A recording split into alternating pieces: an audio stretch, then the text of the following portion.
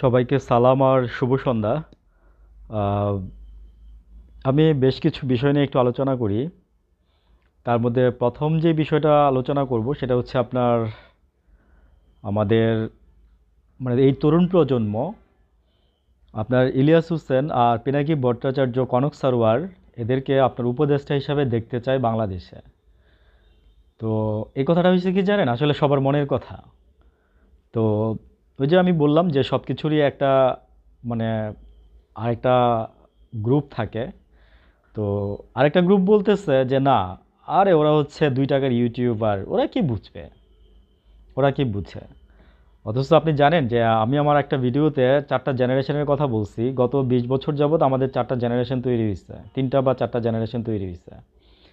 তো তারা কিন্তু চায় যে আমরা মানে এই দেশটাকে আমরা সুন্দর দেখতে চাই, আমরা সিঙ্গাপুর, হ্যাঁ, মানে অ্যাটলিস্ট না হলেও মালয়েশিয়া, ঠিক আছে। ভারত আর আমরা তো একই, ভারত আমাদের চেয়ে একটু উন্নত, মানে শুধু মুম্বাই মুম্বাই মুম্বাইটাই।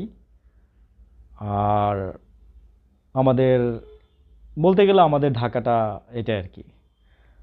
তো প্রসঙ্গে থাকি, সেটা হচ্ছে তো সবাই আপনার উপদেষ্টাদের আপনার উন্নতি দেখতে চায়, মানে ওদের দিয়ে বাংলাদেশের উন্নতি দেখতে চায়। তো ওদেরকে উপদেষ্টা হিসাবে অনেকেই চাচ্ছে বাংলাদেশে।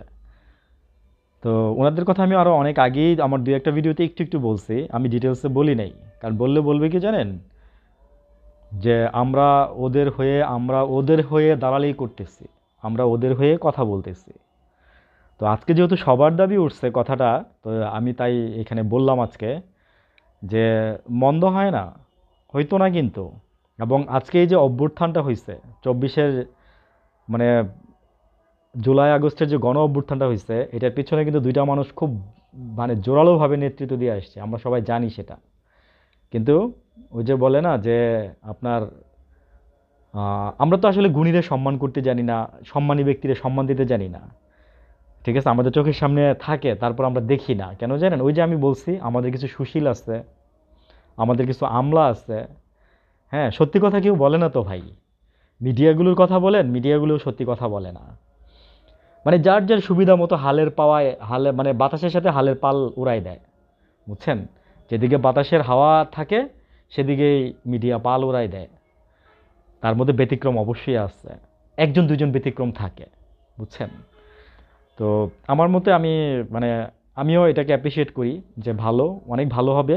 হইলে আমি এক কথায় বলবো কি জানেন, আমি আমার অভিজ্ঞতা থেকে বলি, পুরো বাংলাদেশটা ঠিক হয়ে যাইতো, আর কেউ চান্স পাইতো না, আমি গ্যারান্টি দিলাম কথাটা। আসসালামু আলাইকুম।